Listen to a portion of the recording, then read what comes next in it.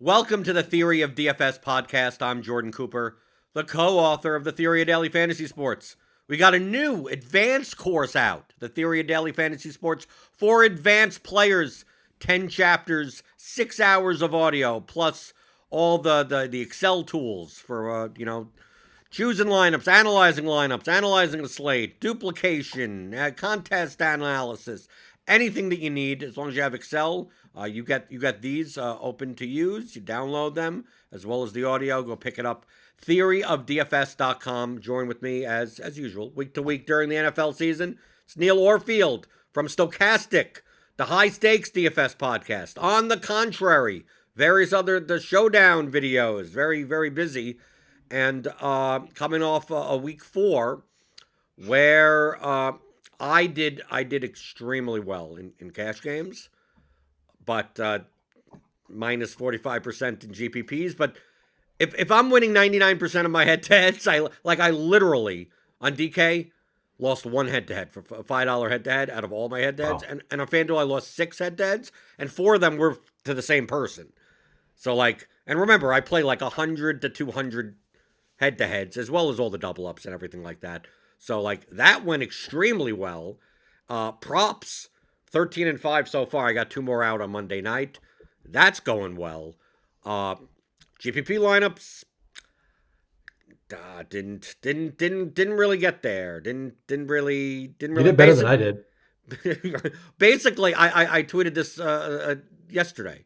I said, if you would have went into the slate, Neil, and thought it was a Lions-Seahawks showdown slate, and just said, how do I build lineups for a showdown slate for that game? You probably did really well. Yep. I mean, that was all of the top lineups are just a stack of that game. And I'm really disappointed because, so on Wednesday, I do the first look show with Lofty, or not first look, the first ownership look show with Lofty. And we had Geno Smith at 4% ownership. And I was like, that's pretty interesting to me. In a matchup against the Lions, this game could be a shootout, has a high implied total. Both of these are bad defenses. That does interest me. And then by Saturday, it was up to 8% projected ownership. And I was like, that's just too high for me. I can't get up to 8% ownership. So I'm going to be under the field there. And of course, the game went completely off. So did not make much of my money back. No, I pointed it out on the Game Theory show as well as on the Blitz show that I filled in for. That at that ownership, the concept of when you have the levers, right? We always talk. I talk about the levers: projection, leverage, and correlation. They all work in tandem with one another. Okay, so if a play you have to consider ownership as combinations of players rather than individual player ownership, and think not just in the diversification of your portfolio, over the field, under the field, stuff like that. That if you're playing a chalk piece, the more correlation you're adding, even if it's not chalk, let's just say a player in general. If we took Kyle Pitts, if Kyle Pitts had a 40-point game, it's very hard for Mariota to also have a bad game unless he got injured and gotten replaced, right? Yeah. If Mariota had 35 points, it's very hard to imagine that Drake London is sitting there with 3, right? It's that's what correlation is. So that if you were to play Pitts by himself, let's say let's not even say Pitts. Let's pick a extremely low owned player, an absurdly low owned player. I'm gonna go down to even your exposures, Will Dissly. Will Dissly. Well, no, that's in a chalkier game. So let's take Ian Thomas. Okay, he was the lowest exposed player in your lineup set, only because I have it in front of me. He was 0.4% owned. Okay, he's $2,700. Let's just say, exaggeration purposes, he scored like Hawkinson did, 42 points. Well, he's only in 0.4% of lineups. There are about 236,000 lineups in the contest, in the milli, right? This would be even less for smaller field, right? 0.04%. That's 944 lineups. Or 0.4%. Right? So that's, 944 lineups. So basically, you're competing against the other 944 lineups with Ian Thomas in it. Mm-hmm. You've eliminated 235,000 lineups if he has a ceiling result. You probably don't even need him to win because now you still have to get the 8 other players in your lineup around him correct. True. But if Ian Thomas has 42 points, most probably Baker Mayfield did pretty well. I mean, it's quite probable, right? That okay. So now we go down. Let's go to Baker Mayfield's ownership, 1.6%. Okay, if we don't figure in even in the correlation that obviously Ian Thomas is more likely to be in Baker Mayfield lineups, we multiply. Right, we're going to multiply 1.6%, right, 0.16 times 0.004. We get to a zero, we get a minuscule number. And then I multiply that by 236,000, right? Let's see, 236, 1, 2, 3, times that. We're talking about 15 lineups. Okay? 15 lineups with a Baker Mayfield, Ian Thomas, right? And then you have to figure if Ian Thomas had 42 points and Baker Mayfield has 30 points or something like that, does DJ Moore also have a good game? Right? Wait, but you're making the assumption that Ian Thomas has owned the same amount in Baker Mayfield lineups as he is the rest of his lineups. Right. I'm assuming, yeah. I'm not. So I'm more lineups for that. Right. I'm saying at the minimum 15 lineups, but at the maximum 40 or something like. There's some room over there. I'm just doing a very blunt. But if that's the case, unless the Panthers truck them, it's more likely that maybe Marquise Brown or maybe Rondell Moore also had a ceiling game. So we go to, let's say, Marquise Brown. Since you're playing a cheap tight end, maybe you go to Marquise Brown, and what was he owned? I mean, it can't be that much. No. Right, 2.6% owned. Right? Right, we multiply that by 0.026.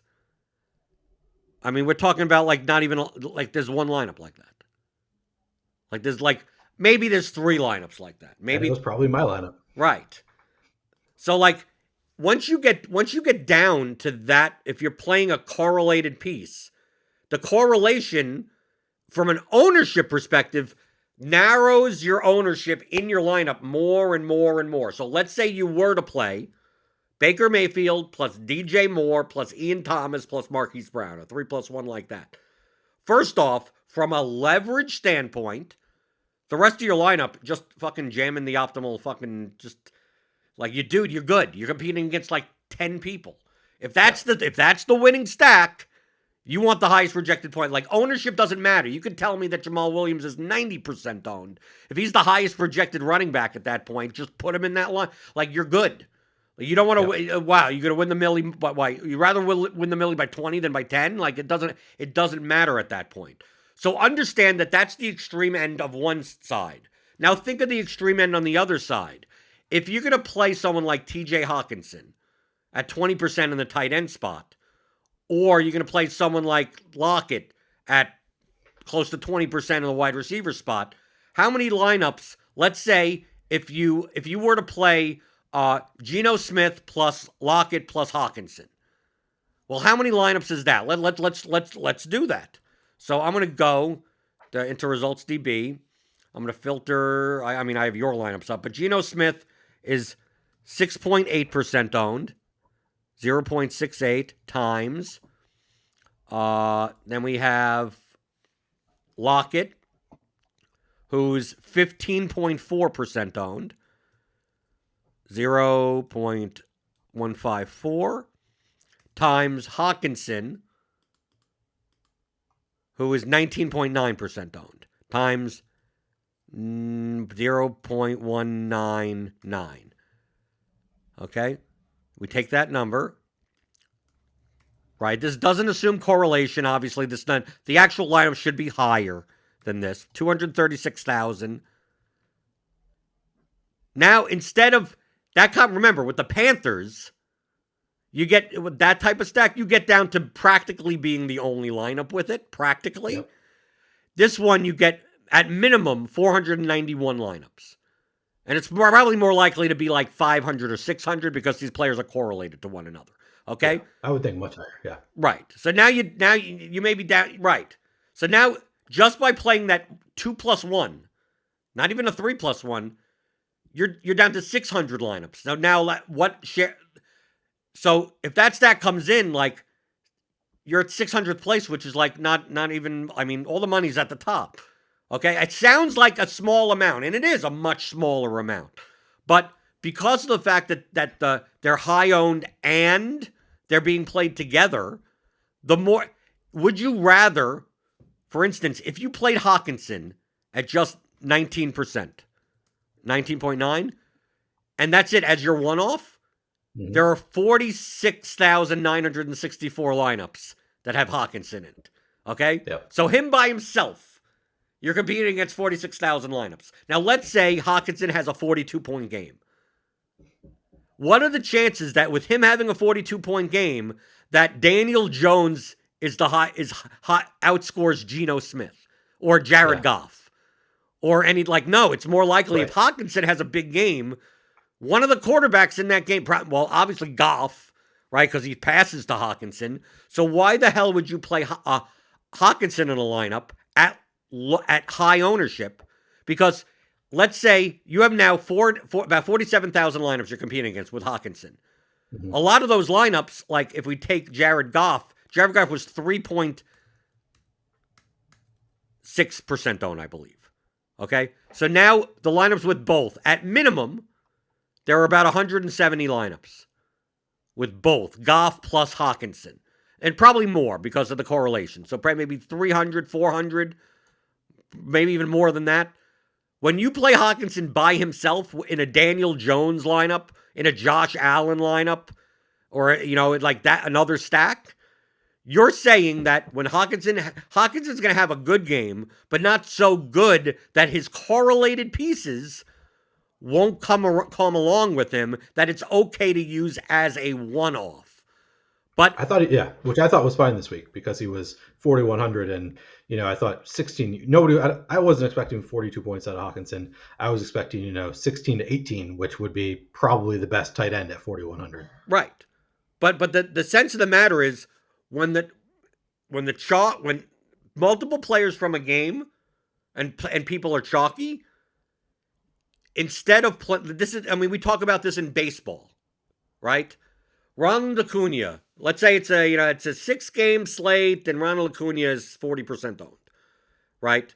And then you look at the Braves and it's like, well, they're the highest owned team, but it's like Acuna at 40% and then like 3 guys at 15% and then like 3 guys at 8%. It's like, well, when you stack 5 of them, like the amount of lineups that you're competing against gets a lot smaller and smaller. So if Acuna has a good game, it's more likely that the other Braves have a good game. So you're sitting there with your twin stack, and Acuna has a one-off, and Acuna goes 3 for 5 with a 3-run home run and 2 stolen bases. It's like, well, Swanson's probably did okay, and Riley probably did okay to some extent. For Acuna to do that well also, they're correlated to some extent.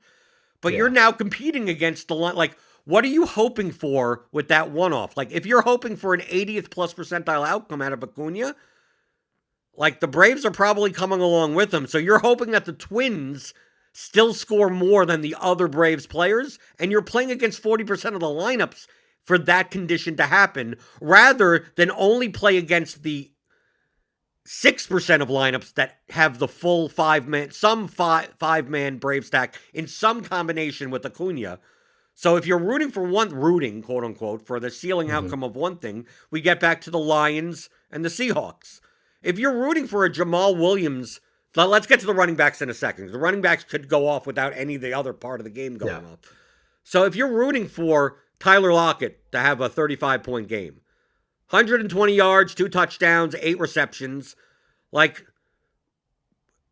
if you don't play Geno Smith with him to reduce the amount of lineups that you're competing against, you're hoping that the 16% of lineups that have Lockett, he's the only guy that's worth playing, and that Justin Herbert stacks beat that game and everything like that. But as their points get higher and higher and more of the field share those points, what's the only way to find leverage? So we get to the other lever, right?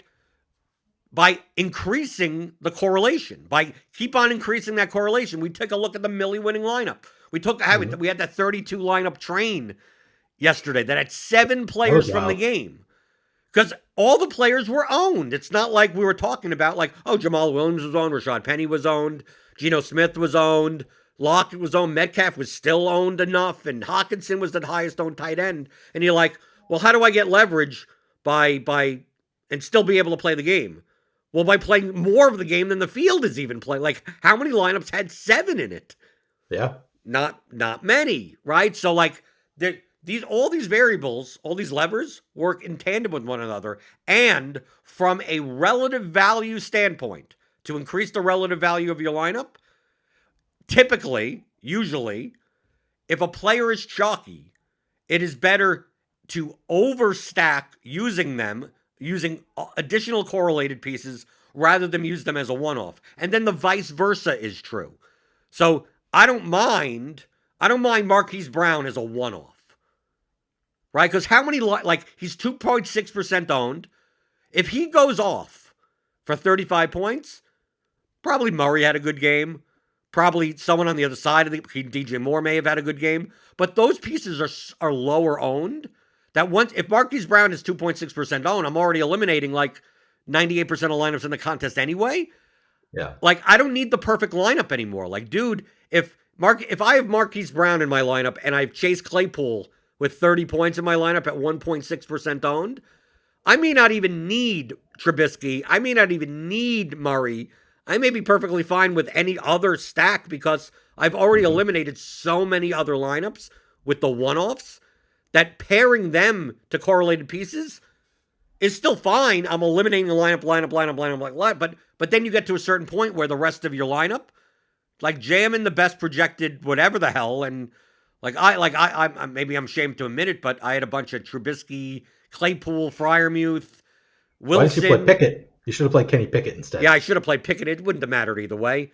Those lineups, like I had Khalil Herbert in them. I had Jamal Williams in them. I had Lockett. I tried to correlate with the Seattle Detroit pieces. So if I had Lockett, I also had Josh Reynolds in the lineup or Hawkinson in the lineup. If I had, because if I don't want to play the guy as a one-off, really. I want to play eliminated lineups also by playing the correlated piece. So to me, on the shows that I said, I said, with how much ownership there is in this game, be more inclined to play a bunch of the game, at least in correlated ways, or to just don't play Hawkinson as a one-off. Don't play any of them, with the exception of the running backs, because the running backs' ceilings aren't as correlated to passing game pieces.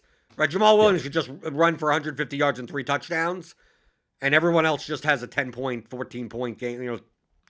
Same for Rashad Penny. So I feel free to play those guys as one-off, no matter what their ownership or anything is.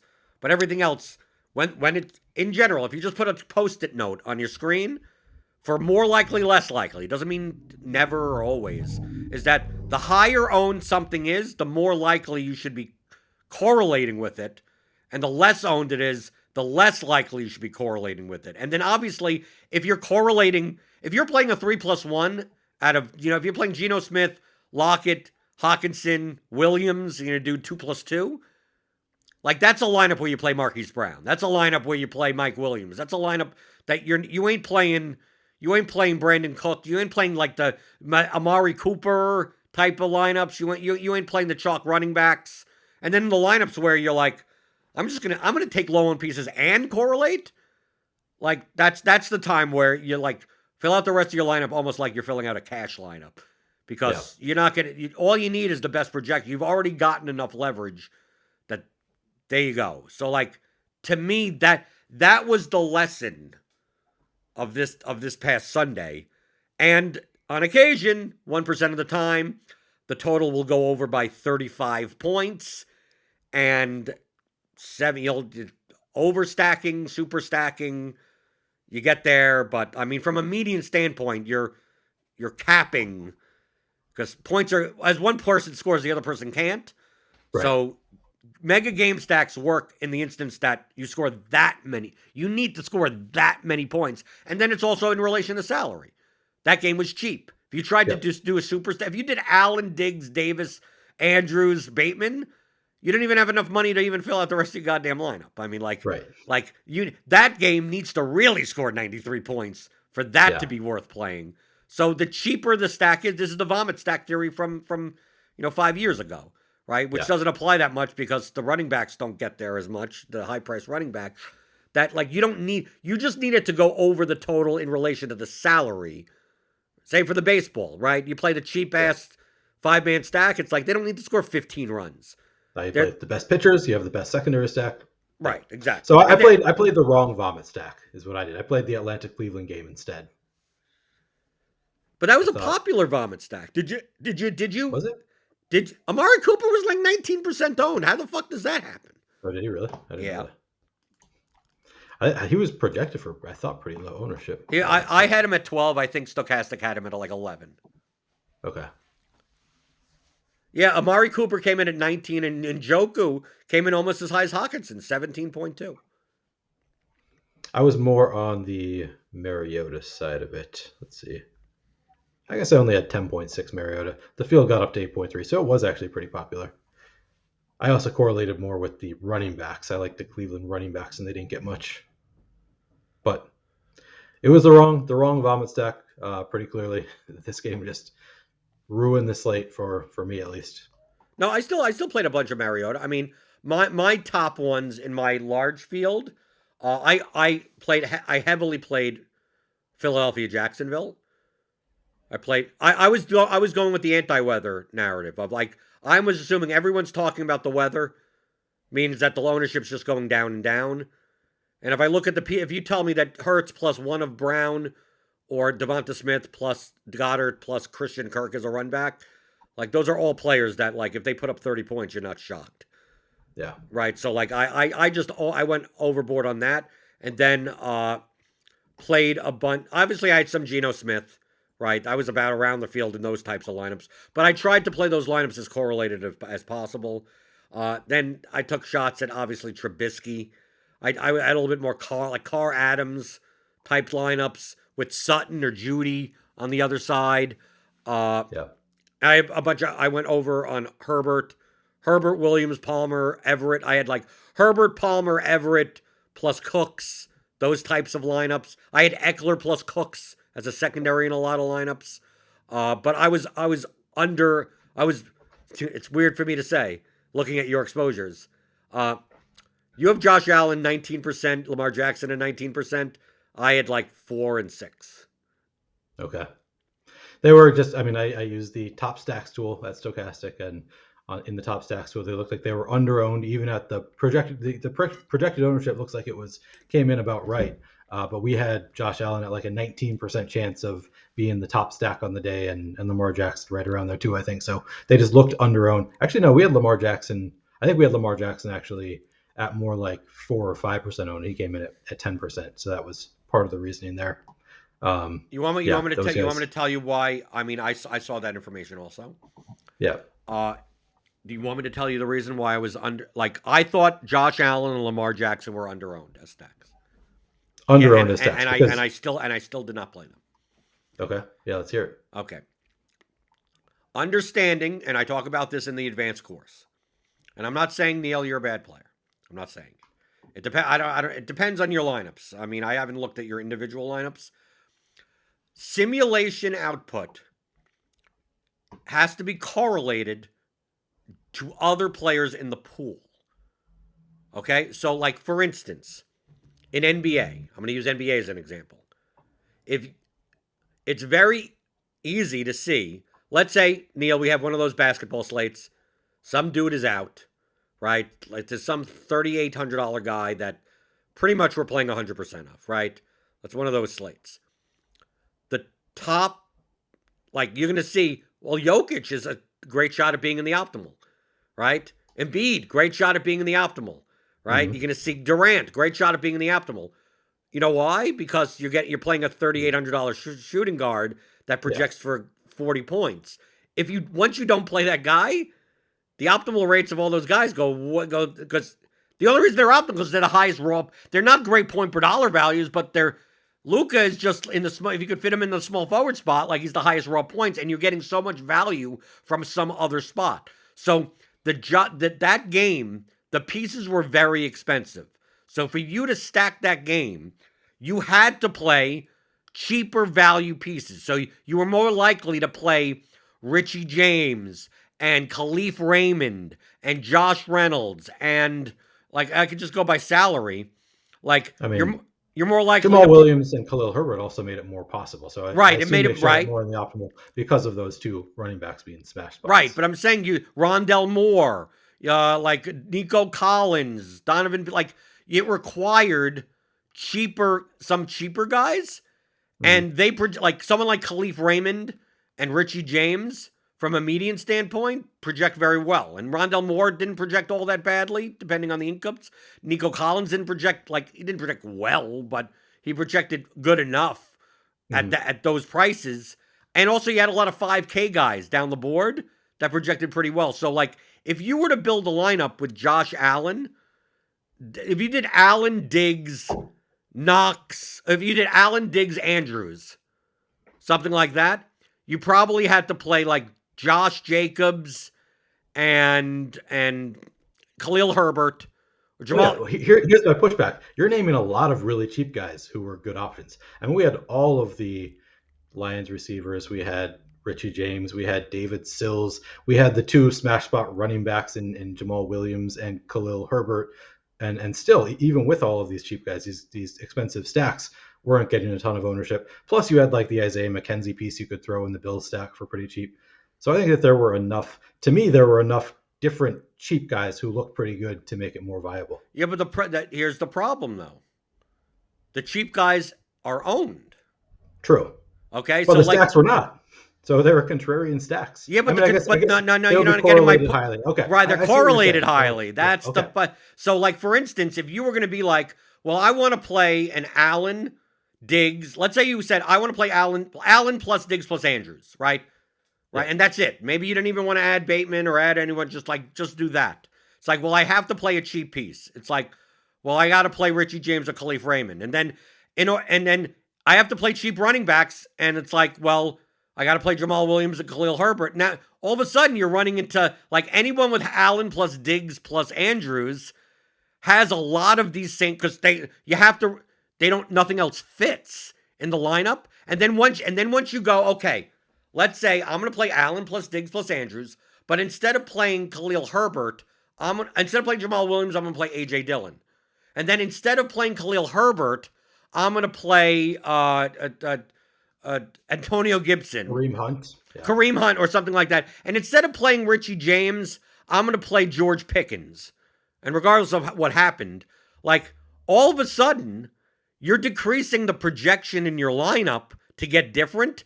And Yeah. you've now decreased your projection by like 8 points. In those lineups, what's the chance that Josh Allen stacks Right. make the optimal? Like it makes Fair. the That's optimal fair. because of all the value that you're shoving in Okay. addition to it, I but see you're what you're not saying. That is true. right. Okay. So, like, I'm not saying that you did anything wrong, but you have to think of that in its entirety. I'm assuming if I went through Sure. your lineups, like, that your lineups are balanced for that anyway, but it just makes it Right. harder. Like, Yeah. I was looking through these Allen It makes Lamar that number lineups. less relevant, essentially. Right. I just kept on looking through, and it's like, dude, the only way I could fit these in is if I have to jam in some type of like what ended up happening is that these lineups were lower projected and higher owned. And I'm not going to play as many of these because it just feels like what I need to put in Khalif Raymond in this lineup to make the projection work. I need to play the Giants defense, the Bears defense to make this work. I need to play some 5K receiver that was owned because they were 3 points better projected than other 5K receivers. And I'm like how do I make this lineup different enough? And you could, but I didn't feel like I could do it enough that I saw value in just the pieces are just too expensive together that I'm just gonna move. Like the Herbert ones were very similar as well. It's just that those pieces weren't as owned. Like I didn't mind overpaying. Like playing Herbert plus Williams plus Everett plus Cooks. It's not like cheap. Williams is 7,000. Herbert is 7,100. Cooks is 5,800.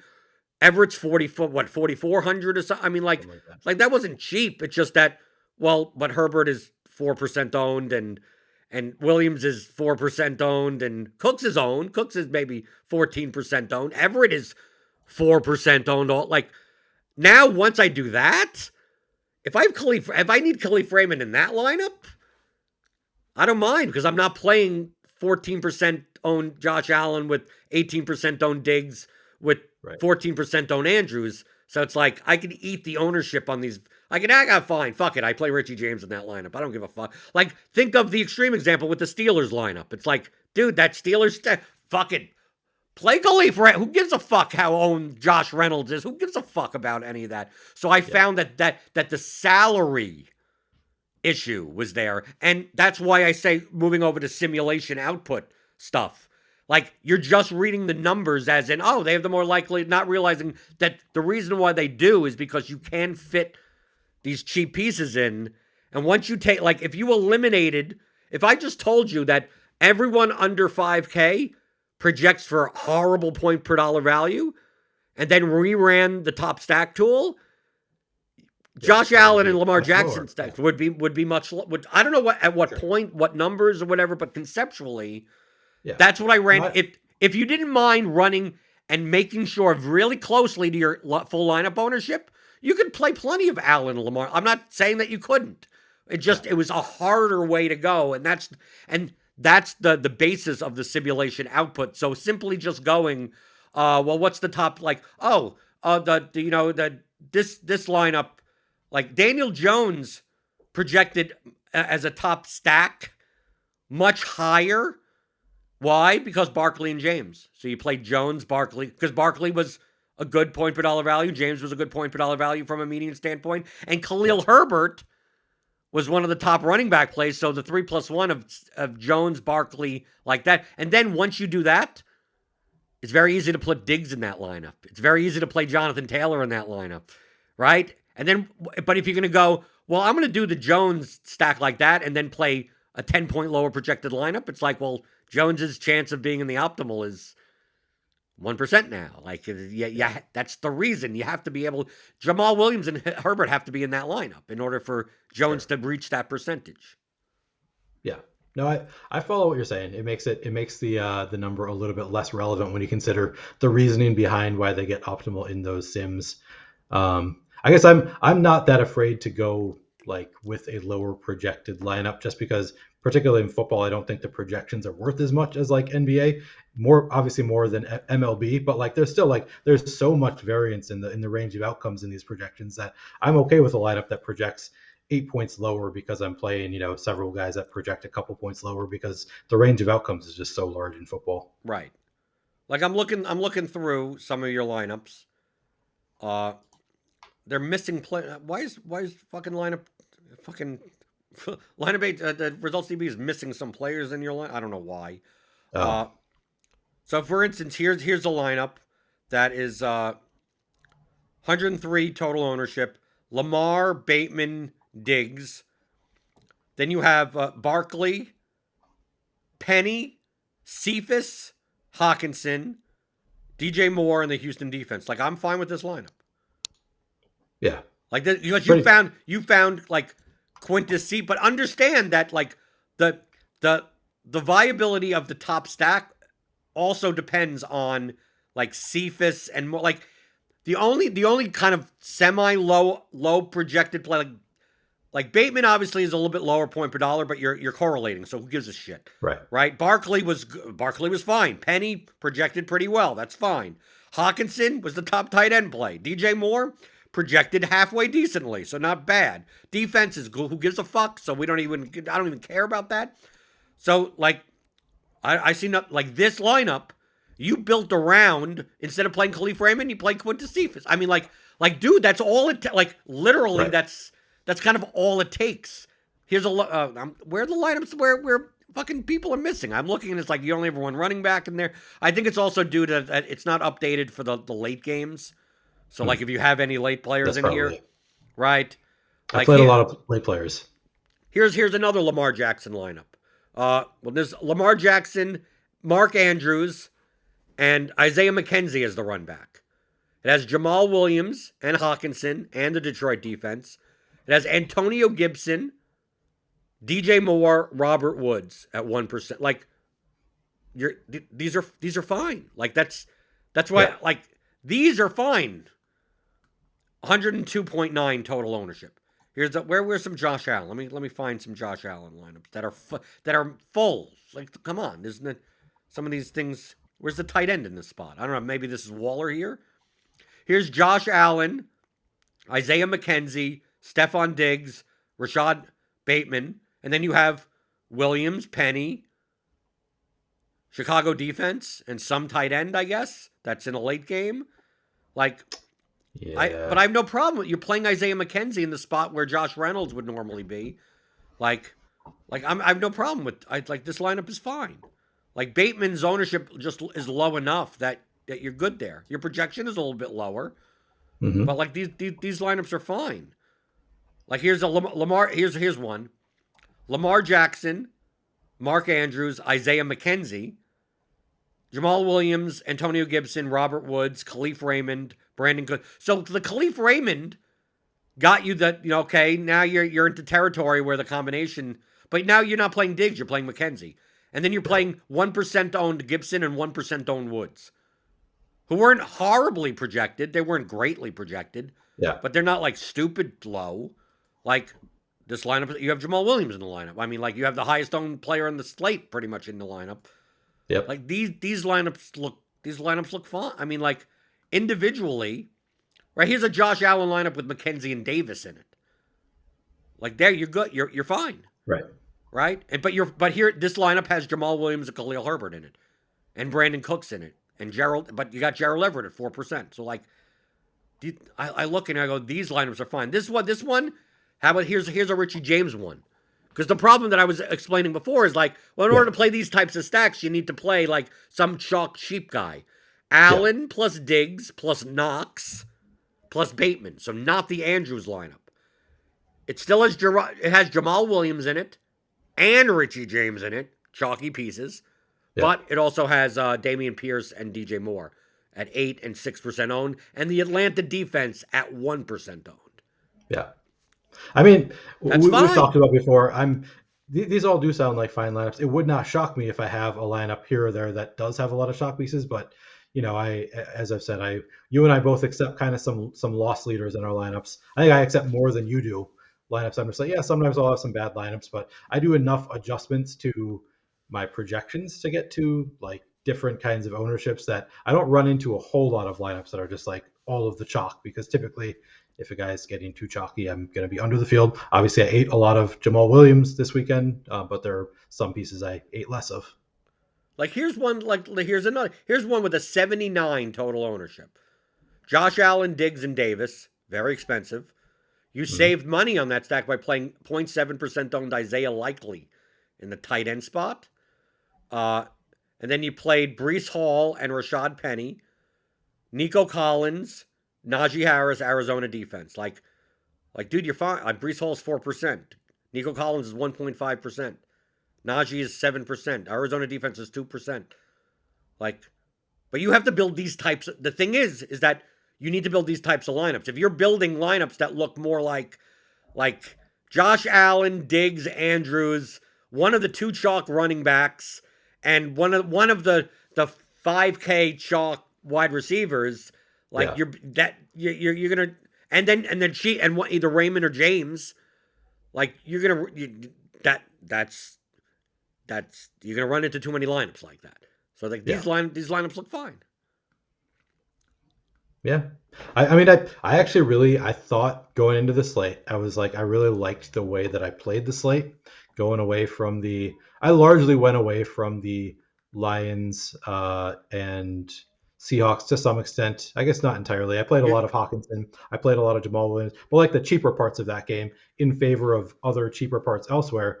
And in terms of like full game stacks, I thought, well, this game is, although I liked it early in the week, given the high ownership, I don't like it quite as much. So I went to a lot of the Cardinals versus Panthers stacks, and then Browns versus Atlanta stacks instead. And I thought that that was a really good decision. I was pretty happy with the decision to go to, especially the Cardinals versus Panthers stacks. And it wasn't going to work out after the way that the Seattle and Lions, like there was no way that was going to work out just given how much that game went off. But I think if we played the slate again next week, I would probably make a lot of the same decisions. I think.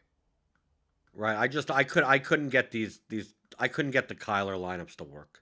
I didn't like that was the I had in that game I had some DJ Moore, a little bit of Robbie Anderson, I had some Rondell Moore and a little bit of Marquise Brown and some James Conner thrown in, but I did not. I if I was going to pay up for a quarterback, it was not going to be Kyler Murray. But I could see he's low on. I could see Yeah. like I take a look at this. Here's a lineup from yours. Uh, Kyler Murray, Greg Dortch at 5. Why was Greg Dortch I 7% owned? Really, you got to do better. So it was it was unclear to me and the people that I talked to whether Rondell Moore would actually eat into Greg Dortch just because of how good he has been. I thought there was some chance that he would retain that role and that his ownership would be really low. And I guess apparently a lot of other people thought the same thing. So it did not work out, and he did not retain that role at all. So yeah, it was a mistake. Yeah, I wouldn't have done this. Yeah, but you have Kareem Hunt and Cleveland defense in this lineup. You got Brandon Cooks, Hawkinson, and Jamal Williams. Yeah, because you need if you're going to play a Kyler double stack with a Panthers bring back, you're going to have to eat like one off. You're going to have to eat one off chalk to raise your projection. Yeah, I was just unwilling to do that. I was just like, let me take a look at, because I look at every stack. I look at literally every, because I build every stack. And yeah, I go, am I willing to, because I know that the more Kyler stacks I would play, the more Jamal Williams and Herbert and Lockett I would need to play, and Hawkinson I would need to play.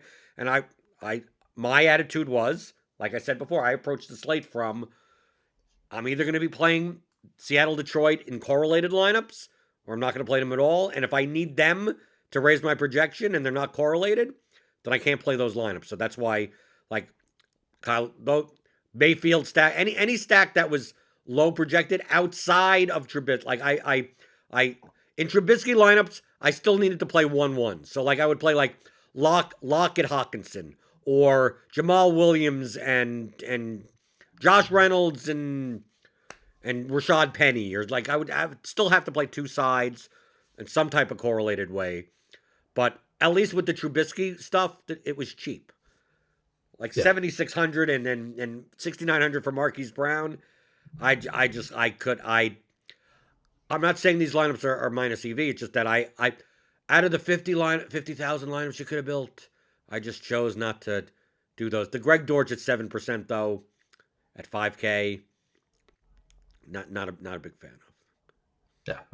I get it. It was a gamble that he would retain the role he's had, and at 5,000, I thought the price tag was fine if he did retain similar to the role he has had, but obviously that was not the case. They went back to run no more, so didn't work out.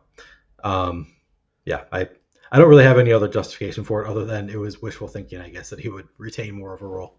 Well, also you're making a lot of those line. I mean, like you were 18% of your lineups for Kyler lineups, and to get Yeah, diversification in those, yeah, of course you're going to get Dortch. You're not going to make the same stack every single time, right. the Yeah, same four guys. You know, like I understand that. So you would naturally get some Dortch. I know that you wouldn't X him out because you're building those lineups. It makes no sense to do that. It wasn't like me who, when Zay Jones was inactive, right? I just switched all those lineups to Marvin Jones Jr. Even though I'm like, this could be a Jamal Agnew game, right? At yeah, 3K, and I just said, I have all my lineups set already, and Marvin Jones Jr. is just literally 100 more than Zay Jones.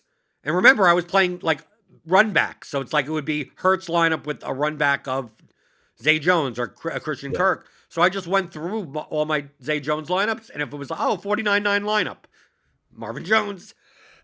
If it was a 50K lineup, I just moved my defense down 100, and then it was just so much easier. Even though I'm like if I would have started this from scratch, I would have had some Jamal Agnew in there. But Yeah. the $1,200 difference, it's like, I'm not gonna wiggle with all these lineups with 1,200 and then go up here and then do that for manually 110 lineups.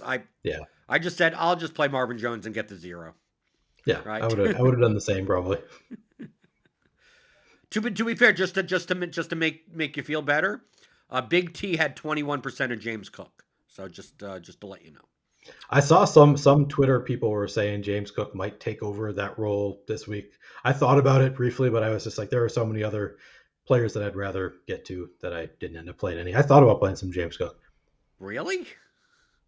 I mean, there I don't know. There was chatter that he was going to take on a bigger role and he was cheap. I played JaMychal Hasty a lot last year. Right, So, you're so absolutely I'm not above playing like if a guy's going to get zero ownership and I think there's a path to him having a big game, I'm not above jamming him in a little bit. If it's not reflected in the In the projections. millie, by the way, in the millie especially. I mean, we're Right. talking about you're reading hundreds of thousands of people. You got to get weird. So Yeah, but to me, I'm remember I'm looking at numbers. So when I look like James Cook, it's like what was the fuck did I have him? I mean, you're looking at his projection, but projections are fragile and even more fragile with a guy who's played 3 career games prior to this week and he's a rookie, drafted, had a lot of hype coming in. There was a world I think in which James Cook took on a bigger role in an offense that was going to score up. do that. But you don't need to do that. You don't need to do that, but it's if 0.1% of, I don't know how many people played James Cook. I guess that He might be a projected for factor. 3 points median for 4,600. Just play someone else. Play Josh Reynolds. Play any other $4,600 play. I mean, like that's what I mean by like, yes, there is an outcome where this projection is absurdly off, but it needs to be absurdly. It's not like James Cook projected for 10 and he wasn't that good of a value. Like he's literally projected for a mean of 3. How much mean projection you get? Like, dude, there are $4,600 players that project for like 8 more points than that. Like, how much do you gain? Take a look at like winning lineups of GPPs. You don't need the nuts. If James Cook put up 20 points, most likely he wasn't going to be in the winning lineup anyway. Like, let's say James Cook put up as many points as Rashad Penny. Yeah. The chances are James Cook is not in the Millie Maker winning lineup. Why? Because not many people have him. So who gives a fuck? But also, you're correct. You don't need the nuts, and you're less likely to see it because it's so low owned. But if you have him, that's a huge leg up. Say James Cook put up 30 fantasy points at 4,600. How often does that happen, Neil? How often does that happen? It doesn't happen that often. Okay. So James Cook is. I mean, I didn't play any, but I think there are scenarios where it makes some sense. I don't think that it was the worst play in the world. Not my favorite play either, which is obviously why I didn't get to it. But it's as you say, you need those outlier scenarios, and sometimes it's not just a matter of who you're competing against. It's getting a leg up because nobody else has them. If you don't, I guess you might be right that there are better plays that also nobody had. Right, but that's the point. That's exactly the point I'm making. It's like, dude, you could play people at 0.5% ownership. I'm just saying, I don't care at all, really, in the Millie Maker in particular, with those kind of outlier players, the not the chalky guys. I don't care at all about projection. I care only about range of outcomes, and I think that James Cook's range of outcomes maybe had a higher spike than some of those. But not according to the project. It's literally in the projections. But as I was saying, the projections are extremely fragile. Then why don't you just throw him out completely? If you're going to be rostering guys like that with 3-point projections, then you might as well just throw out all the projections then. Right? You might as well just throw them all. Just do a randomness to 1,000%, and just who cares at that point? There's a lot. Like I agree with what you're saying. A lot more to get right. If you throw out all the projections, you need to just get completely lucky. That. Well, there you go. Okay, then go pick. Okay, feel free to have your Keelan Cole, James Cook, dude, like J.K. Dobbins wasn't owned. I mean, like just play someone, play a real person, dude. You could have played Craig Reynolds. But at 4,700, that's at least more viable. Okay, fine. Do that. He's projected for 8.26 in my aggregate. Like, dude, there's so many other people. Just play someone that's you can get that low ownership for just someone else. Like, just why? Yeah, but if you think that James Cook is more likely to hit that ceiling outcome than these other players, Yeah, which but yeah, what did the stochastic projections have for that? not good enough that Okay, so so you can't argue from both sides of your mouth. So it's like if you're like I need to if you said I want to find someone that is under 1% owned and I want to play that I want to play someone, whatever it is, just you name a person, anything. I could go through a list of 30 people that are under 1% owned in the millie. If you had a choice between any of those people and correlation didn't matter, wouldn't you play the highest projected? Just like wouldn't you? Why wouldn't you? Highest projected ceiling, even fine. We're not even a median. Like, just pick that guy. yeah, I mean, yes, I prefer the highest projected Okay, so ceiling. then you're sitting there. You're sitting there going, okay, I want to play a running back around 4,600, right? What I'm I'm gonna saying, I think some projections are more fragile than others, and I think with a rookie running back who hasn't had much of an opportunity yet, there was an argument at least that his projection was more fragile. His ceiling was not accounted for in his projection because projections are usually they need to be based in something, right? You're not just going to grasp at like he's never done anything, he hasn't really had many opportunities, but I think he's going to have a great game this week, and there was some buzz that he might take on a larger role this week. So I can see why you would want to play some James Cook this week. Is all I'm saying. So did you change Did you change James I Cook's did not. projection? I did not this week. I thought about it. I thought, do I want to get to some James Cook? And I decided against it. I'm saying that I don't think that it was wrong if you decided that you did want to take a few shots there. If you play him in one lineup, if you play him in a lineup and you build chalk around him, yeah, of course you could play any player. Just why in NBA, for instance, Neil, do you ever play the guys on the bench that only come in for blowouts? Not on a full slate, no, Okay, but why don't you? because it's so unlikely to hit. What? And if you're going to play a $3,500 player, right, a $3,800 player or something like that, you have players that are these guys are not in the rotation even. They will Right. get a DNP coaches whatever did not play. They come in when the game is there's 4 minutes to go and what like Yeah, I'm not playing that. You're looking at this retroactively and saying James Cook didn't play, so therefore James Cook was never going to play. But he's a rookie, and there was some chatter that maybe he was going to take on a bigger role this week. okay, but the same chatter of like, oh, maybe so and so gets in the rotation for NBA. Okay, but James Cook had been already in the rotation. It was more Okay, but like he could take I'm on. trying to make it in comparison. Yeah. It's Okay, not in it, comparison, yeah, if a guy was playing 15 minutes a game, if a backup center was playing 15 minutes a game, and there was chatter that they're thinking about playing him more this game, I might play him if he's getting okay, more but ownership. that's not the situation I'm talking about. That's not this situation. I'm talking about in NBA if it's a 9-game slate, right? And you're like the Bucks are 16-point favorites against whatever the hell other team, right? And the Bucks, play whoever the fuck off the bench, like in the fourth quarter when they're up by God knows how many, and you're like, this guy normally plays 6 minutes.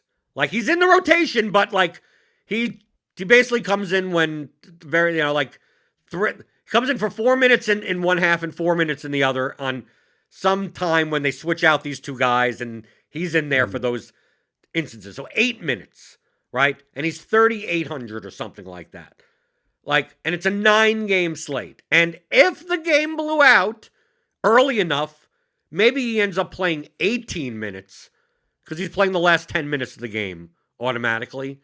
Like, you have a choice between playing that player at virtually no ownership, what's less than 1% ownership, or do you play the $3,800 backup point guard that's going to be playing 24 minutes on usually playing 24 minutes, and then if it is a blowout, he's playing 32 minutes, and like that guy projects they're both the same price, and that guy from a median standpoint projects like for 16 more points than the other Well, guy. yeah, Like 16 more points. and also let me tell you, it's a 9-game slate, and that guy's going to be 0.8% owned. All like he's 0.8%. The other guy, you're literally the only guy in the entire contest that has him in. Like why? how much ownership do you need to I mean, like, I'm going to sacrifice 16 points so I could go from a 0.8% owned player to a 0.1% owned player. Like, why the fuck would you ever do that? Just play the Well, how many 0.8% owned player. how many lineups are in this contest? Because NFL has Even 200, so, sometimes but 500,000 yeah, people. that's still not enough for you to do that. You I already mean, have a low owned player. in You the already example have, that it's you already gave, fucking nothing there. in the example that you gave, I would agree with you. I don't think that James Cook was exactly that guy. I think we disagree about, whether it was reasonable to think that maybe James Cook was going to take over as like the lead back this week, which I didn't play him. I came to the decision, no, I don't think it's a good enough. It's likely enough that I want to be taking shots on James Cook. There are better plays. I'm just saying, I'm just defending the big T deciding to play some James Cook. He obviously went overboard with 21%, but I can see why you would consider playing more James Cook. I'm filtering by position, okay? So I'm going to look at field exposure, okay? I'm going to go all the way down to the bottom, to guys that, like, let's see, that have any type of ownership, okay? So James Cook was 0.3% owned, okay? Tell me the reason why you'd play J.D. McKissick and Rex Burkhead, 0.3% owned, 0.6% owned. Craig Reynolds, 1.2% owned. J.K. Dobbins, 1.2% owned. Travis Etienne, 1.4% owned. Miles Sanders, oh, he's 6,000. Okay, so he's not as cheap as that. But, like, you understand what I'm saying? Is like I'm looking at, like, guys that projected for like 3 times more than James Cook. What's the difference really between 0.3% and 1%? Like, that's at that level, like, these are unowned players. So unless the only thing that you could argue, which is perfectly fine to argue, is that the projections are wrong. Yeah, and that's essentially what I'm thinking. What I'm saying the argument is the projections, or at least the ceiling outcome, is wrong, because that's the thing with projections is anybody who's building projections, especially public projections, isn't just going to be like on a whim. No, I think he gets 60% this week. He's only gotten 20-30% of the running back carries so far, but I think this week he's going to get 60 or 70. Nobody's going to do what that do on you a get? whim. What do you get when you win versus what do you get when you lose? I said this about fucking Keelan Cole last week, where fucking people are telling me, oh, they're going to play Keelan Cole over Mac Hollins. And I'm like, let's say you get Keelan Cole right. Let's say he scores 20 points. Let's just say at pretty much no ownership. I mean, point nothing ownership. Do you win the Millie? No, you still have to get Probably not. everything else in your lineup right. Now, what's the downside? If you're wrong, you're basically locking in practically zeros into your lineup. Sure. If you don't want to play Mac Hollins, then don't play Mac Hollins. Fine. But you don't have to play Keelan. Find someone that actually has a role that is less risky, that is also as low owned. You don't need 0.3. Fine. Find someone at 1% ownership. Like, you're already at such a low ownership level that what's the bet? Like, so you could victory lap and go and, like, look, I played 0.3% owned Keelan Cole that got 32 points, and this is what I'm a little sarcastic when it comes to when people play. Like, you'll see this in all sports, NBA, right? Especially NBA. I'm not talking about like highly variant sports, but at NBA, like, someone on the pregame show would be like, tonight is the night to play so and so. I'm like, he's gonna play 12 minutes. What the fuck are you doing? And then it's a blowout, right? The guy plays 28 minutes at 3K and he scores like 24 points, which is not like even much of a ceiling outcome. And then someone will tweet at me, go, yeah, you poo-pooed that. It was a blowout and this guy scored 24 points. I said, so show me where you binked. And they never show me where they binked. It's like, yeah, well, I did play him in all 3 of my lineups and 2 of them cashed and 1 of them didn't. Well, and like one, okay, they can. Let me see the lineups that you can. Like, dude, wouldn't it have been better if you just played a better? I mean, like you didn't. You still have to get everything else right. So just because you got the call right, you still have to get everything else right. So what's the chances are you're more likely wrong. So why doom yourself? And if that's the downside, when the upside isn't, if that guy scores, if your 0.1% owned player scores 40 points, you don't get $1 million. You don't get it, and you still have to get them in the It's right hard to lineups. bink no matter who is in your lineup though. If you and I would rather give myself a better shot to bink. I mean 1%. You say 1% in a contest with 234,000 entries, that's still 2,340 people you need to beat if you have that 1% guy. That's all those lineups have them too. So you still need to get a lot right to win that, whereas 0.1% you cut it down to 234 or whatever the number was. So I don't know. You cut the field smaller with the lower owned guys. It's the same kind of ownership calculation you're doing at every level. By your logic, like why don't we just play all with 0.1% of players in our lineup then? Right? Why? Oh, the projections. Oh, who cares about the projections? I think That's I not think what I'm saying. That is not at all what I'm saying. Dontrell Hilliard. I think I Dontrell think the Hilliard's going to have a good projections. game. I think everyone's playing Rashad Penny. I'm going to play Kenneth Walker, and then I think let's go to the wide receivers and why not? I'm going to scroll all the way down. I think it's a Randall Cobb game. I think why not?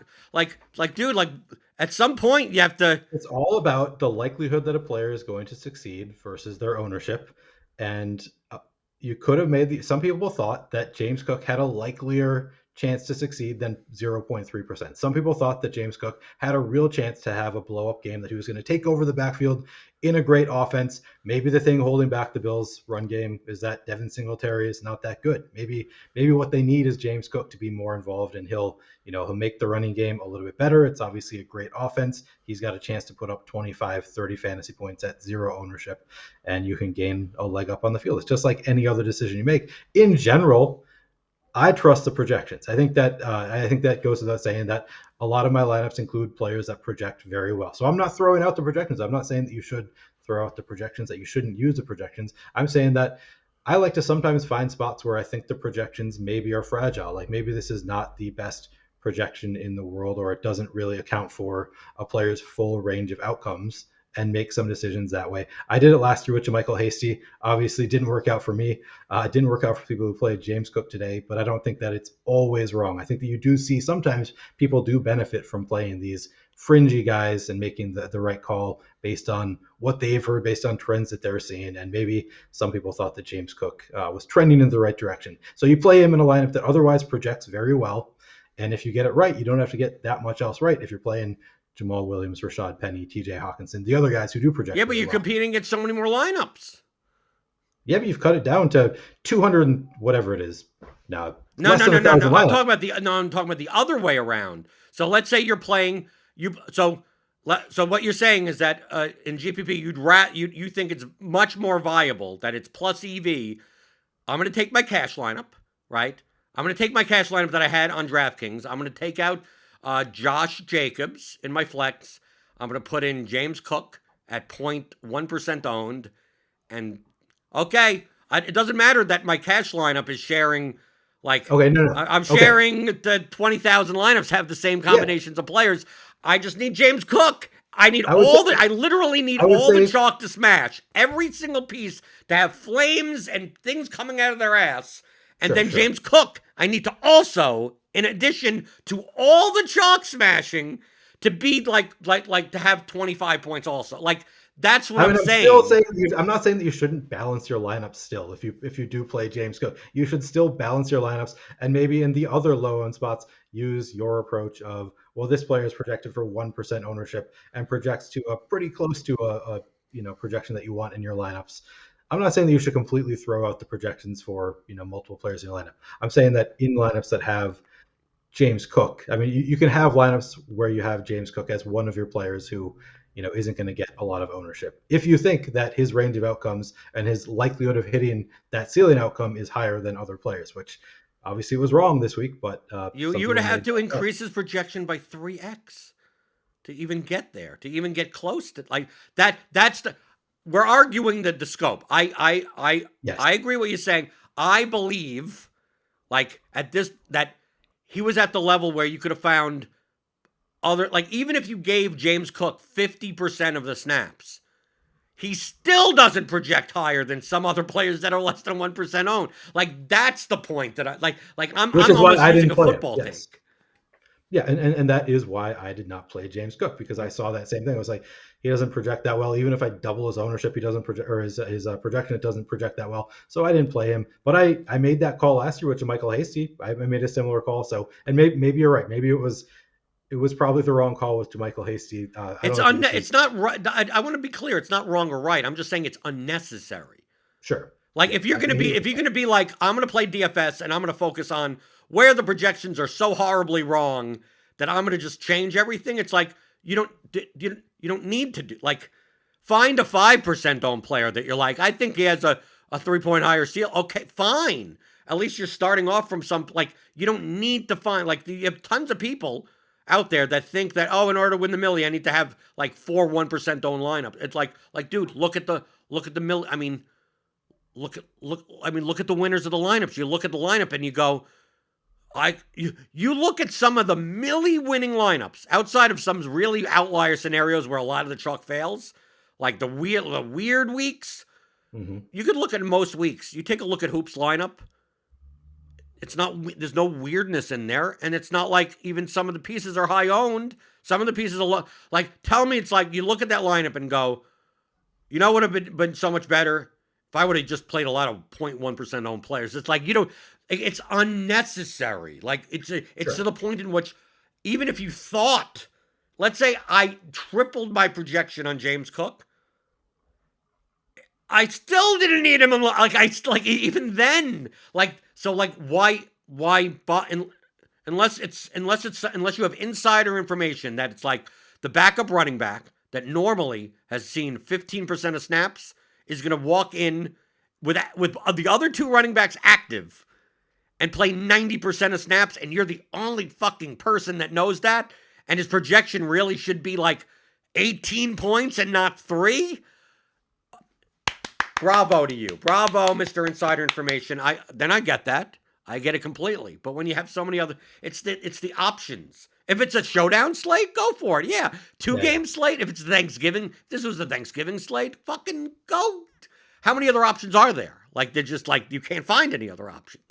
There's yeah, no one that's going to be 0.1% owned on a fucking Thanksgiving slate, right? Other than people that aren't even playing, and even they're going to be owned, right? Someone's going to be injured, and then they're going to you're not going to find someone that's underneath the injured. Like, dude, Amon-Ra St. Brown was 0.1% owned on yesterday's slate. Okay, right? So like, what are you doing? Like, I'm arguing. I agree with you in concept, but in practicality, I just think it's unnecessary. It's like if you're focused on those things, you're not focusing. You don't have to win that. Like that's no, you don't have to win that way. I right. agree. Right. You have to win by yeah, that hard stand on that Panthers Cardinals because I was going to ask you if that was a late swap. No, that was going into it. I made that decision. I was like, I just thought the Cardinals defense is so bad. I mean, it was the same kind of situation as Seattle versus Detroit. It was two bad offenses against two bad defenses. It was kind of, and I was like, well, a lot of people are going to be playing Seattle, Detroit. Nobody's playing this Cardinals Panthers game. I think this game is, actually better offenses. I mean, even if Baker Mayfield's not good, he has DJ Moore, he's got Robbie Anderson, he's got Christian McCaffrey. A lot of ways to split up those stacks, and then obviously Kyler, I think actually is good in general, and he's got Marquise Brown and Zach Ertz and Greg Dortch or Rondell Moore, and I thought there were options there. So I just thought this is a game that actually has better offensive pieces against the Cardinals. Past defense has been atrocious. The Panthers have been a little bit better defensively, but in general, I thought it had at least as much opportunity, if not more, to completely go off at much lower ownership. Yeah, you can stack any game. I'm not questioning the stat. I'm just you had a lot of it. Just they I surely did. had right. But I mean, but look, I'm saying this when I 16% of my lineups had Steelers stacks. Right. Right. So like you could be looking at me going like why'd you do that? Because Alex had a bunch of those and Adam had a bunch of those also. So when Yeah. I look at other people, I'm like okay. These guys burn these lineups also. Like these guys when I thought about burning some of those. I don't think right I actually did, but I definitely thought about it. right. I mean Because you know the that receivers all projected so well. It was right. like But that was the the point. receivers look great. So it was like, well, then just put the quarterback in there at no ownership. And yeah, I understand those stacks for sure. Right. That was the reason. And then Moore and Wilson didn't project horribly or anything like that. So it's like, okay, they could break one. It's the Steelers and Jets and whatever. But I could get that. If you decided that for the Panthers Cardinals game, you went off the board. That's perfectly fine. Me, I was focused more on the higher priced. I mean, yeah, Kyler Murray was the higher priced quarterback, but just that the whole all the this totals coming down, the weather and the fill anytime more times than not. More times than not, this is what ends up happening. Okay? There's some weather forecast on Thursday or Friday where it's like, it's probably going to be raining, maybe some wind. And then people are like, I don't know. I don't know. And then you see the total go down a point or two, right? Because the median should go down, right? And then by Friday, it's Saturday. By Saturday, people are like, I don't know about playing. Then people are deciding not to play best values in cash games even. Like, should I even be playing Josh Allen in cash? Should I even be, but like, and people get over, and then Sunday morning comes, and it's like the weather report. It's heavy rain at times, 15-mile-an-hour wind, and people are like, they're running to get Jalen Hurts out of their lineups. They're running to like, oh, I can't play Diggs anymore and stuff like that. And then this is what ends up happening, Neil. We're all just going by weather reports, and then you turn on the red zone and they show the game being played, and you can't even notice that there is any goddamn rain. Yeah. Right? You could, once they zoom in, you could hear, like, you could see like the pitter patter of light rain or whatever, and then you look at the play, and then you see Jalen Hurts throw a 28-yard pass perfectly to Devonta Smith, and you go, why the fuck did I fade this game? Like, yeah. You know how many times that happened? You look and you go, whatever, and then sometimes I remember that the Bills, I think it was the Bills Colts game. I don't know if this was like 3 or 4 years ago. It was a snow game. This is when McCoy was on the Bills. Mm-hmm. McCoy was on the Bills, and I think Frank Gore was on the Colts. Okay. The game, like, they called for snow, like snow. It's snowing during the game, whatever. The game turned on. You couldn't even see the fucking field. Like, they couldn't even clear the field. It was snowing so hard that you couldn't even see the yard markers. The game was essentially, I think it was a 10-7 game, something like that. No one could run. It was essentially 3-yard runs, like every play for both. Do you remember the Patriots game from, I think, last year, where Belichick just was like, yeah, we're just not going to throw the ball this game. And they just rushed it every single time. Yeah, it can happen that way. Right. But due to weather, I mean, weather-wise, it's like, that's a game where it's like, yes, probably those passing stacks aren't going to work out for you. But a lot of times, like, people look at the weather reports and they really, number one, anything in the weather like that is going to be reflected in the team total, right? And then, yes, it lowers the probability, but does it lower the probability enough in comparison to ownership? So, like, my attitude is that I knew that the Eagles team total was going down, but I thought the ownership was going down quicker than the team, than even that was going down. So, like, I'm just gonna I'm playing more of this, right? And that's why even with the Josh Allen, like, I think the Buffalo-Baltimore game got lowered because of that as well, right? Well, that explains why my stacks didn't work out. Why? Because there was bad weather. Yeah, but it wasn't because of the weather. I'm kidding. No, no. But you agree with me. You turn on Red Zone and you go, why were everyone concerned about this? What's going on? Yeah. Oh, yeah, it's happened. Yeah. Right. The Bears-Giants game, I don't care about the weather. These are just two bad teams that have a 39 total. Again, it's going to be 80 degrees and sunny. It doesn't matter. Like, like, the Bears are going to throw the ball 13 times. Yeah. Nobody cares. Anything else that we could learn? I mean, do we want to talk about Lowe's at all? The kid coming on and saying, "Oh yeah, I forgot." Okay, let's end with that. With the so you recap. I told. What are your thoughts? Are we going to shut this thing down? All right. So no, we're not going to shut it down. Now we'll talk for as long as you want. Okay, but I'm saying. No, are we going to shut down this show because we're giving away too much edge? Oh, we're giving away our edge by playing the shows. Oh, so you recap. I was making a joke. I'll do a recap. Yeah. So okay, good. Okay. So Lowe's had on a special guest this week. I want to say his username on Twitter is like Log Lost or something. I forget what it is exactly. But he just won the golf final on DraftKings, I believe. So he just won $1 million. And they have guests on. If you win $1 million, you can come on. He sounds like a sharp player to me, just based on that interaction. He sounded like he knows what he's doing.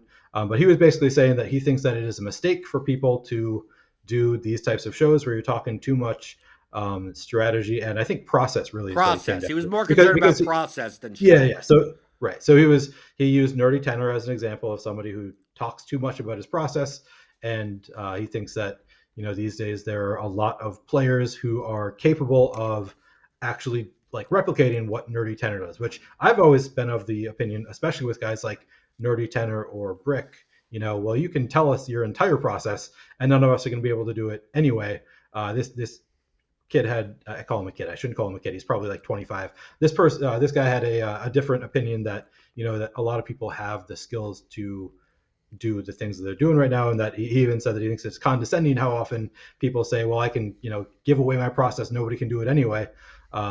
And so he was saying he doesn't think that shows that people should be willing to, that pros who are profitable DFS players should be willing to share so much of their process, because he thinks that the edges are really thin, and you're giving away your thin edge. Is that a pretty good recap of Yeah, the I conversation? think pretty so. But I mean, I think, I think when you deal with people longer in life, I don't want to be one of these guys because I used to be the kid. I used to be the young one in everything that I did. I used to be, the kids that people would say it's like, oh yeah, I don't have enough life experience to know what reality is. But I'm gonna be the 43-year-old guy now saying the same thing. Uh, it's like the reverse Dunning Kruger effect, right? And I succumb to that as well. I mean, in a different fashion. Like I believe, like the way that I learn is through immersion, Mm-hmm. right? I get immersed in something. So like to me, it's like why wouldn't you watch 400 hours of video? Like Right. why wouldn't you? Like why like it's not that hard, right? Just watch 400 hours of my shows. Just Right. watch everything. Go back to 2015 and watch Bales. Go and read every why aren't you reading 40 books a week? Like why aren't I mean that's what I do, right? I mean like that to me it reeks of that type of mentality of like for Right. him he's the type of person that's like I could once I know that the process, it's like I'll teach myself Python, I'll teach myself like I'll teach myself all of this, and then I'm going to be able to do the process in which they do to implement all these strategic aspects more precisely. What I do, Mm-hmm. I'm doing the same thing as what Brian does and what Alex. I'm doing the same. I'm trying to do it without programming. Of course, it's not going to be anywhere near as accurate Right. and it's going to be less expected value, but still the games are beatable enough that I could do it bluntly, that you could do it like you're doing the Right. similar type of process as and so many people do that. Like the amount of quote pros, if you want to call it like or profitable DFS players are doing it without the use of that type of it. They're strategically they're doing the same things, but Mm-hmm. as far as the process is concerned, they're doing it a lot more manually, a lot more bluntly. And the games are still soft enough that you could get away with it. Once they get to the point where the blunt methodologies don't work, I wouldn't even play DFS. The rake would eat everyone at that point because even the people that do it like Nerdy Tenor would find it impossible to win with the 15% rake or whatever. So like Yeah. my attitude there is that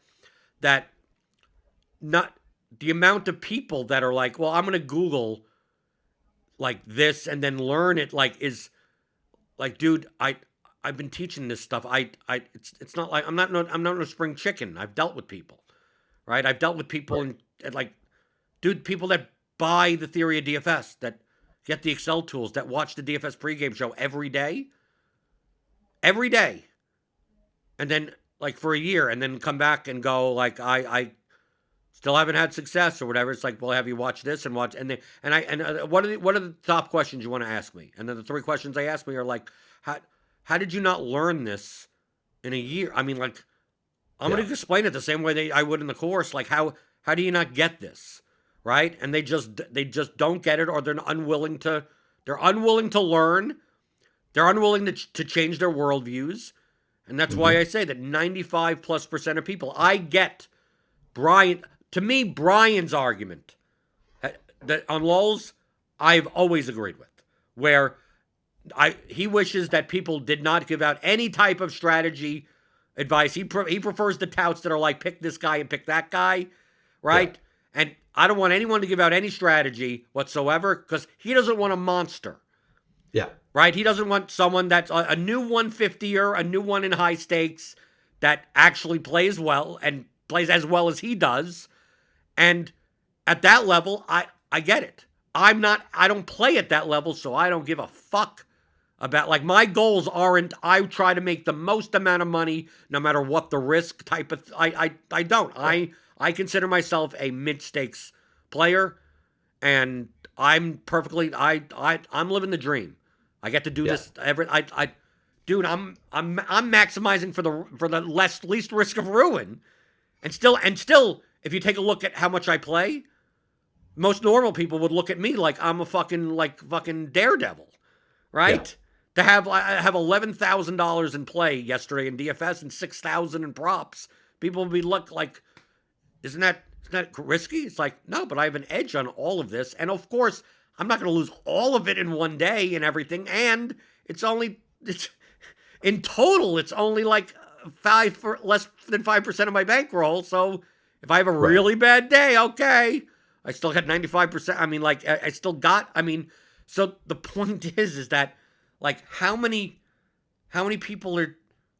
I've experienced this, and there are dude, there are people that are killing it now at 150 that learn that. I don't want to pat myself on the back, but that have learned from me, right? Yeah. There or bits and pieces of, like, I listened to your course and they were already a good player, and they're like, something in your course, that chapter, no one's really explained it that way, but it sparked something like this, and I programmed like this, and now like dude, like, that concept changed my entire profitability. And to Brian, that's death, because he doesn't want those players in his contests. But I'm looking for the worst players. Like, those worst players, they look at me and they think I'm the idiot, right? They're like, right? So, like, what the fuck am I worried about? Fine, here's all the shit. Here's all the shit I do. Here's my entire. I'm on the DFS pregame show going, I'm just going to build my 20 baseball lineups, and I'm going to show you literally exactly what I do. I'm going to build my MMA lineups on Friday and show you literally exactly what I do. And you know what? 95% of people look at that and go, I still don't think so and so is a good fighter, so I'm not going to play.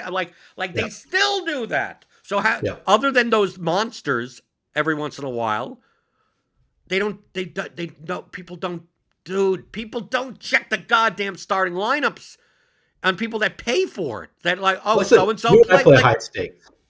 I think that you and I are less concerned. I think that Brick has said in particular that he's more concerned about the high stakes. Like, he's concerned about creating a high stakes monster more so than like a 150 maxer in the large field stuff, because the high stakes can, the edge is smaller and you can get rid of it pretty quickly. Whereas in a large field GPP, you're going to get a lot more bad players. Like, regardless, there's always going to be people who just are not going to put in the work. So I understand the concern for a high stakes player, but there's also, I think, more to it than just trying to maximize every edge you have. I think that, there's the human element of I started talking about my process, and now I get to do a job that I love instead of a job that I hate that I used to have. So I think there are a lot of reasons that people are willing to talk about their process. Right, but he was what was his name?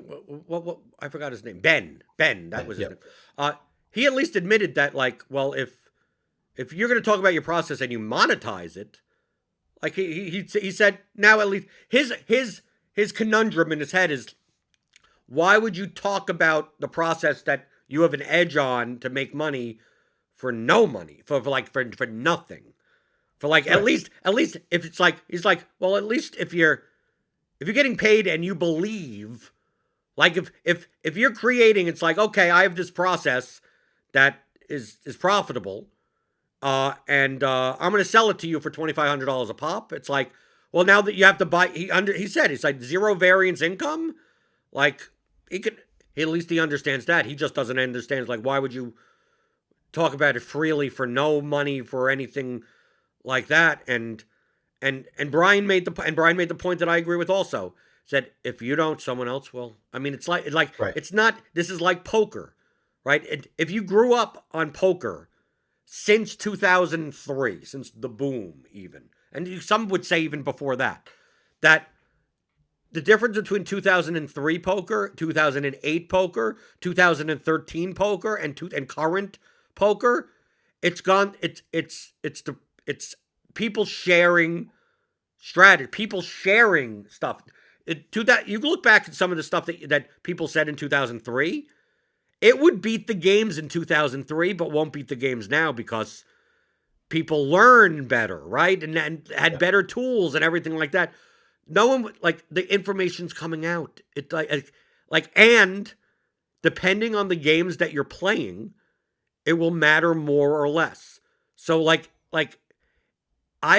you could take the 2+2 books that were written in the 90s, okay? Theory of Poker, right? Even Harrington on Hold'em, which is the early 2000s. You could read those books. Ed Miller's Small Stakes No Limit Hold'em. You could read those books. You could go to your local card room, and you could be a profitable player. And these books are 20 years old.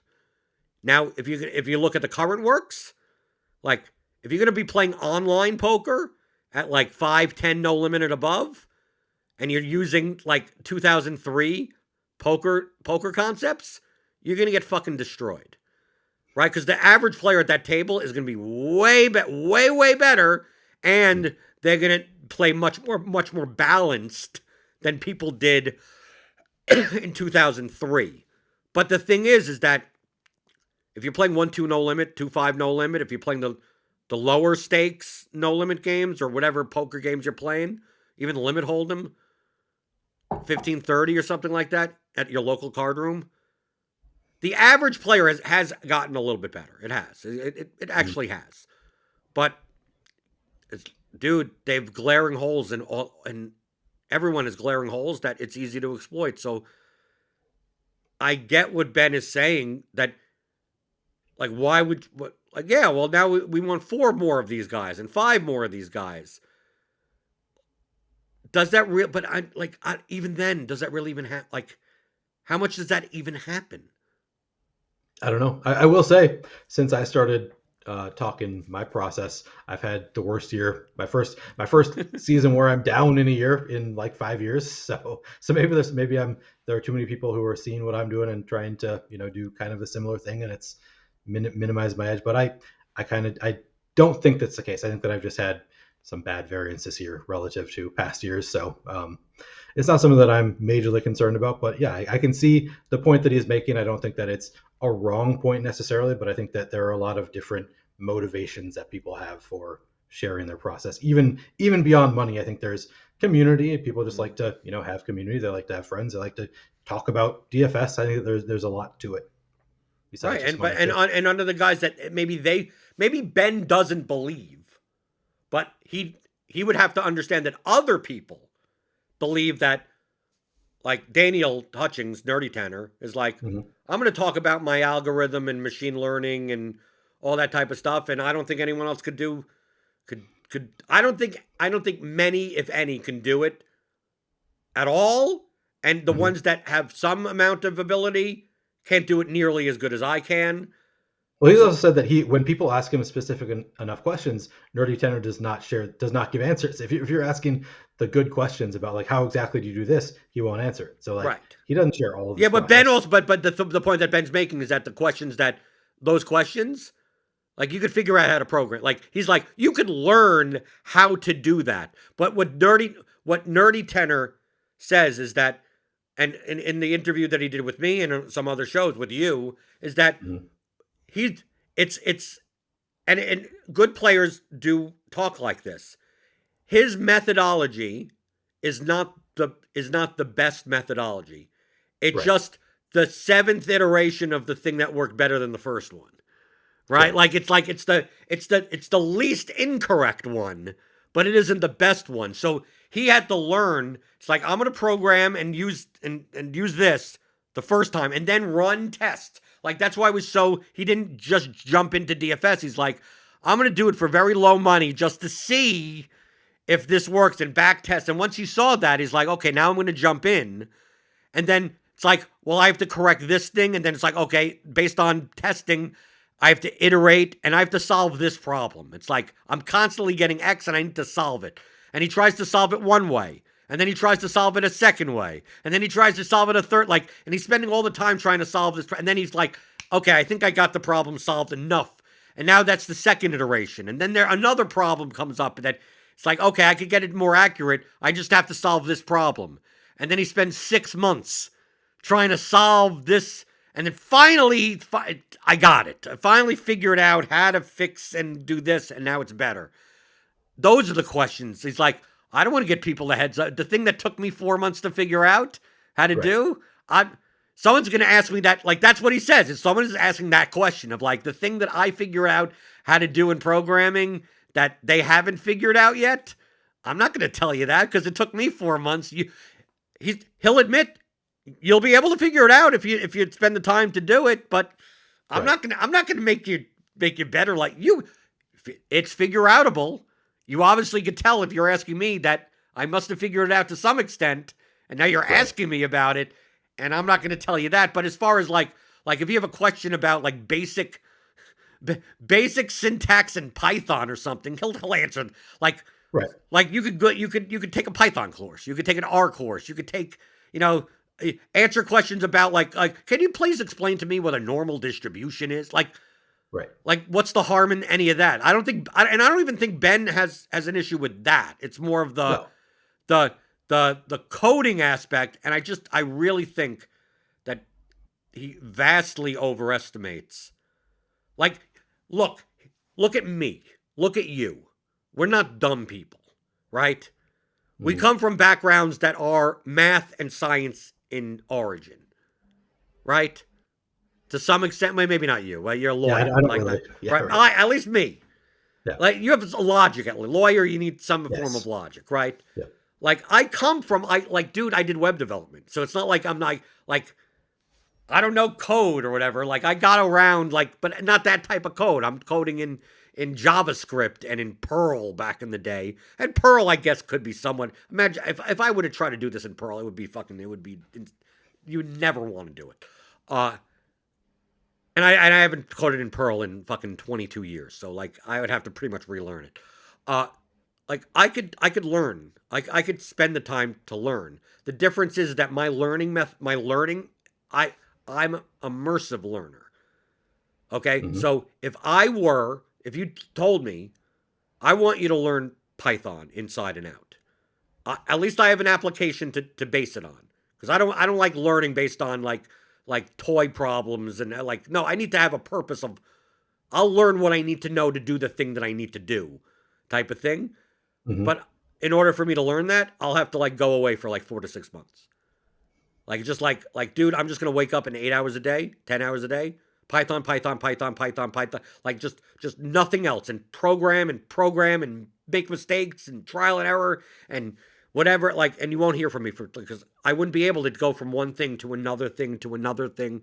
So it's a matter of, do I want to take 6 months off to really learn how to code in Python or R? Because I can't do it, period. I can't do it. I'm going to learn a little today, and then I'll learn a little tomorrow, and then put it off for 2 weeks. It's like, no, I'm going to be ordering Amazon, and I'm going to have a stack of books. And I'm going to watch... Before I even touch the keyboard, I've probably watched 80 hours worth of videos on basic Python programming before I've even attempted anything. So it's like, what's the edge in doing that versus just playing blunt methodology stuff with proper strategy for six? I don't see the edge enough in it that it's worth it to do that because if I tried to learn 2 hours a day every day, I can't learn. I can't learn that way. I need to learn. That's why in school that's why I dropped out of high school. Dude, I don't want to come in an hour a day and learn this. This is fucking pointless. Dude, where's the textbook? It's like, oh, it's a 600-page textbook. It's like, when's the final? He said, well, typically the final's at the end of the semester. Said, give me the final next week. And then let me just read this. I'm going to read this and only spend my 60 hours of the next 60 to 80 hours on just this book. Then you give me the final, and then do I ever have to show up again? Should I not? I want that to be the class, right? And once they say no, we Well, can't do fine. that, you actually have to show up every day. I'm like, I'm done with this. Get the fuck Yeah. out of here. One hour with different classes. Like I'd even be fine with like, let's just go to math class and for 8 hours Every day. today on Yeah. Monday, and then social studies 8 hours. Like that I could even deal with. But the whole fragmented shit and the aim on this, get the fuck out. Just give me the goddamn. You have an instructional video, yeah, all your lectures. Do you have recorded all your lectures for the entire? Then fine. Then give me the recording. I'll see you in 4 months, right? Like, and then I'll learn on my. Then I'll just probably binge watch this like Netflix for a Yeah. week, and then fucking take like that's how I. So I think Ben learns a different way. His learning methodology is like, well, why can't you do it in the same way that I? But look what I described. Some people would look at what I just said and go, Jesus Christ, I couldn't imagine possibly learning that way and Right. spending 16 hours a day, 7 days a week for 6 weeks, and then mastering something like. But I have a life. But I would. It's like I don't have a life. Like that's how I. That's what I. Dude, the reason I can't have a real job is because that's how I take things. And if I had to spend 8 hours a day in an office doing something I didn't want to do, I'd never be able to immerse myself in something I actually cared about. Right. Yeah. Yeah, I think so. Ultimately, to me, I think Ben is maybe over. I don't even know if he is overestimating how many people out there are as smart and motivated as he himself is. Because I'm sure he seems like he's a sharp guy. Like he could probably learn from like what Nerdy Tenor is saying. I think that most people cannot. But he also, it also might be a more valid concern if he is playing high stakes, where it just takes one person to be like that to do it, or a couple people actually learning from what people are saying about their process. Maybe it's a bigger concern at high stakes than it is for large field GPPs, just because it's a different level of player. Or even low stakes cash games. Sure. Even Yeah. any, I mean, like it's all in relation to the skill of your opponents. And I still study CSVs every day, and I can still look in the large field, dude. I almost don't even bother looking at the millie anymore because I almost see no point. I could iron out like 20% of lineups that like the rake is paid. I mean, like it's just thank Yeah. you for entering, and then I could just also eliminate another 20% of lineups that like, okay, these lineups have like almost no shot at first place, right? So like, what's their equity? So that's gone. At the smaller field stuff, the it's much different. Yeah. So I can understand that if you're playing the like 88 man luxury box $1,500 NBA or something like that, whatever the fuck it would be for that day, one or two people like in place of one or two rando whales could mean like several percentage points on your. I mean, like Yeah. they're eating up that first place equity because they know how to build good enough lineups with enough leverage that it may matter some. But in a 236,000 contest with the millie, like does it matter? Yes, it actually does. I'm not saying it matters zero, but the effect of it does it matters more in the slant. Truthfully, the slant is Hmm. not that they lowered the amount of entries. You had a lot of 150s. Showdown, I get the more 150 vers that come in. That's why when the one if you want to share the prize with you and your best buds, like that's fine with me. That's that. But I think that was another thing that went on Twitter, right? The fucking Yeah. the dupe crew and the unique like, Drew versus Nogi. right. And Yeah. it's all marketing. Come on, like let's just Oh yeah, I know. let's just put it out there. The Yeah. beefs that most of the I would say 95+% of beefs you see on Twitter are either jokes or marketing. Okay. Oh yeah. I mean, it's definitely you see Big T and Britt going back and forth, and that's Right. definitely joking around. Right. Yeah. Big T is actually a nice guy. I like Big T. Yeah. Right. I've met Big T. Right. So like what I get it. I get it. I get what he does, and I It's enjoy it. effective marketing. It wouldn't be Twitter without of course Yeah, exactly. when the 36-way dupe with all Run Pure Sports logos wins, it's going to be screenshots galore and how about what the astrology dupe crew and like it makes life on Hashtag Twitter numbers never enjoyable. win. Yeah. Right. So that's perfectly fine. But there's a balance between the two, right? There's still there are some people that enter 150 in Showdown that play lineups that yes, you're right. You have 126 uniques, and I look at these lineups and I go, what the fuck are you doing, Right. right? And then there are people that play 150 lineups that have no uniques and no under fives, and I go, what the fuck are you doing? Right. Like just You got like to find the right what like balance. right. And then there are people in the middle.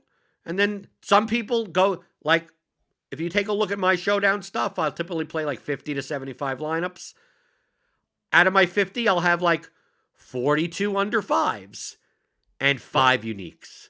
And it's Yeah. like I I believe based on what I've run that the overall lineups to maximize for profit and minimize risk of ruin are the lineups that are 2, 3, 4. Like if you could get lineups that 2, 3, 4, 5, like around there. Obviously, the bigger the NFL ones, maybe you could survive 6, 7s, and 8s, Right. If it's a stuff milli like that. maker, I'm sure. aiming for definitely for under 10s, Yeah. but for the most part, if you have no uniques and you have like 50 out of 50 lineups that are like 2, 3, 4s, I think to me that is from a I mean, upside somebody versus else downside. thought that lineup was good enough to make two. You weren't the only one who thought that lineup was good enough to Right, enter. right. But I'm saying, well, Yeah. once you get past there, then you're in unprofitable territory, and especially the more lineups that you put in.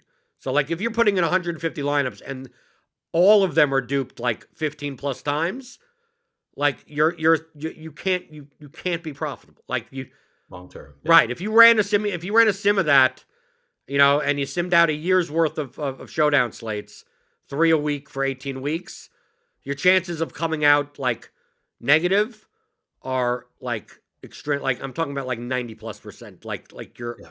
it's very very unlikely because you're just never winning. I You mean, why not just play a quadruple up at a certain point, like or I don't know, right a in the quintuple, in the whatever it long is. run, Yeah.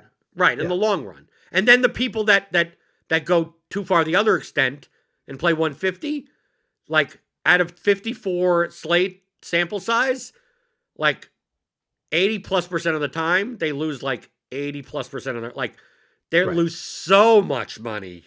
right? And then what'll end up happening is they'll have a 250 to 1,000 to $1 million win once every like 3 or 4 years, Yeah. and then that'll make them profitable. Like, Right. so do you want that extent of that, or do you want something where it's like, oh, I kind of win? Yes, I've chopped 5 times this year, and then at the end of the year you're down 4%, right? Or you're Right. up like 2%. Like Right. yes, it's much less variant, but it's almost you're never going to be profitable long term.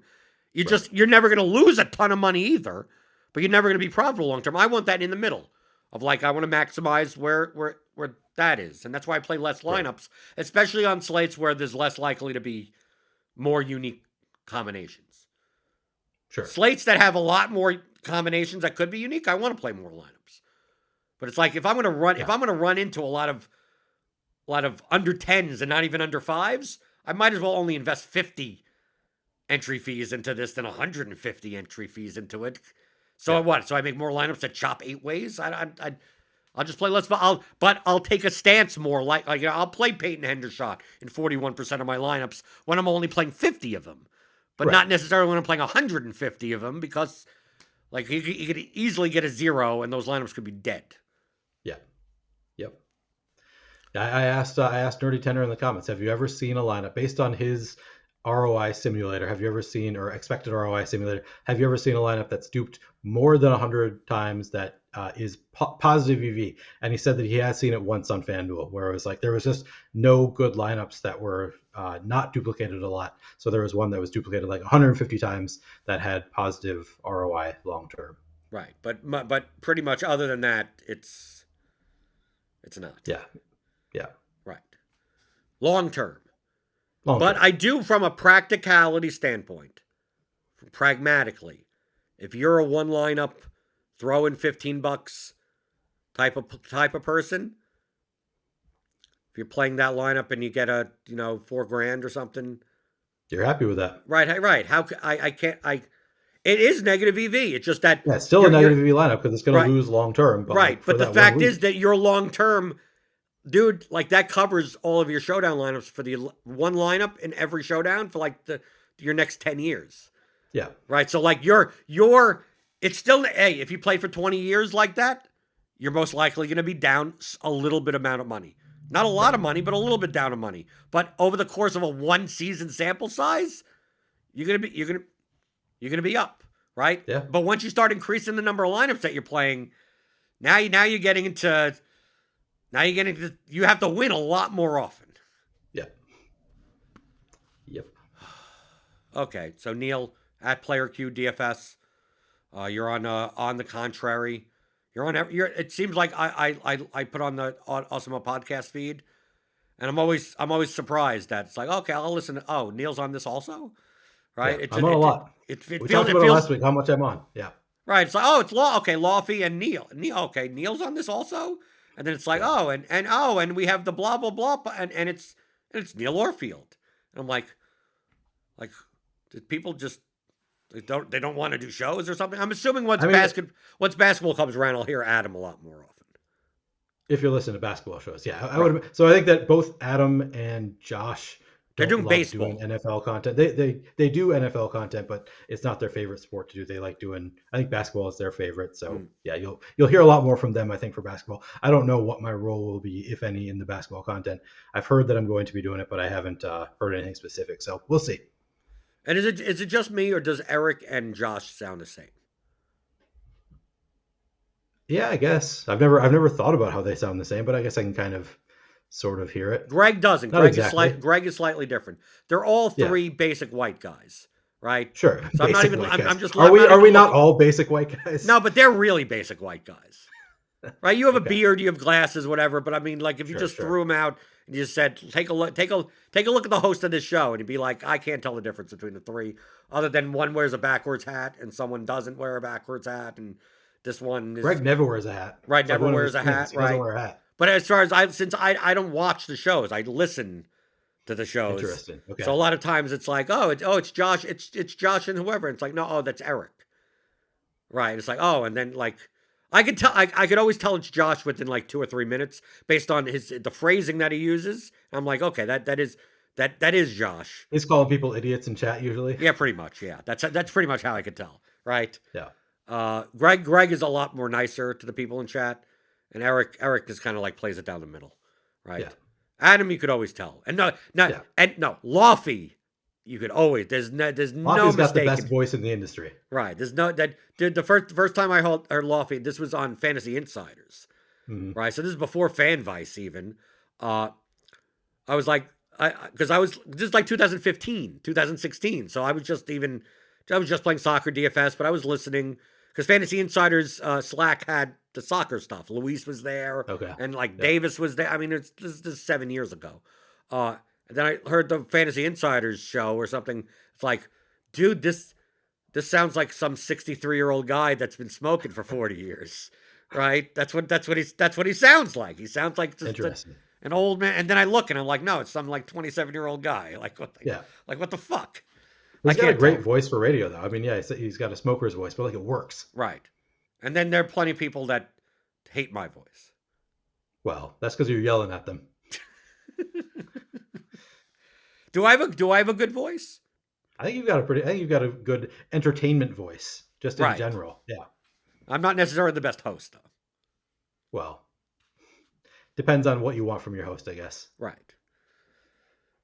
So because that the number one complaint is you talk too much. You talk a lot. I mean, it's true. You talk a lot, but it's usually, I think that's what people are here for.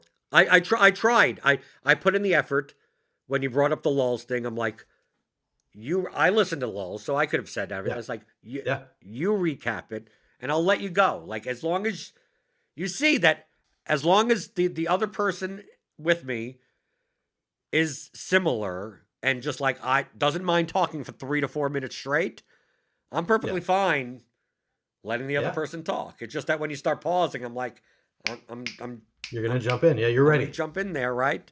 Right. I was on the Yeah. Gilcast. Davis could talk. Whenever I'm on the take Yeah, cast, Davis gets his words in. No I'm problem. sure. Right? Yeah. Tambo, when I did shows on RG with Tambo's another one. Talks just as fast as I do. Mangone, right? I Yep. could have shows with those, dude. Me and Travis could have shows all the time because he he could say 18 minutes worth of Just things in jumping two back and minutes. forth. Yeah, yeah. Right, and Oh then he yeah. could go back and forth, and then cut and knew exactly where to cut me off and go like, well, how about this and then I go Yeah, yeah. right. Those are the people, and people are like, yeah, well, get out of here, right? Yeah. Player Q DFS on Twitter, on Blender HD on Twitter as usual. The advanced course, Theory of Daily Fantasy Sports for Advanced Players. It's out now with the Excel tools that get updated. James has been updating them. So go pick that up at theoryofdfs.com.